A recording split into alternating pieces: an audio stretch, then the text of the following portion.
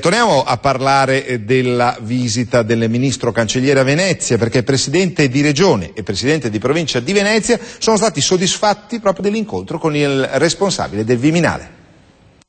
C'è un impegno formale rispetto ai commissari, significa 5 miliardi di euro di opere, 2 commissari, uno per la Pedemontana Veneta e uno per la terza corsia, il che vuol dire costi zero per lo Stato, non sono costi neanche per noi perché sono dirigenti, ma procedura semplificata per seguire i cantieri. È soddisfatto il presidente del Veneto. Da Roma, attraverso la Cancellieri, arrivano buone notizie. Al patto di stabilità non si tocca. Il patto di stabilità si tocca, nel senso che il ministro non ha dato chiusura, ci rendiamo anche conto che non è colpa del ministro, anzi tutt'altro, e il ministro sono sicuro che è fino in fondo dalla nostra parte. La verità è che noi dobbiamo trovare una soluzione, dare le risorse non alla tesoreria di Roma ma ai cittadini che avanzano i soldi. E ci sono aperture anche per la sopravvivenza delle province. Il governo sembra valutare la proposta dei Lupi di razionalizzare gli enti con un risparmio di 5 miliardi di euro, abolendo quello di 300.000 abitanti e le società di consulenza. Si conosce le province come enti territoriali, soprattutto per temi che vanno oltre i campanili, quindi penso all'ambiente, ai rifiuti,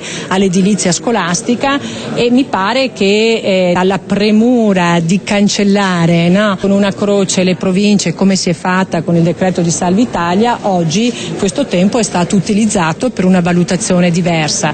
Lupi chiede anche comunque che nella valutazione si consideri il fatto che le province devono tornare ad essere enti di primo livello, e quindi viene chiesta l'elezione diretta del presidente, come è avvenuto fino ad oggi e come avviene anche per i sindaci. Se il ministro Cancellieri piace tanto a Palazzo Balbi, le critiche al nuovo piano sociosanitario veneto del ministro alla salute piacciono decisamente meno. E anch'io, guardando lo stato della sanità nazionale, mi aspetto di più e non vedo i tagli promessi.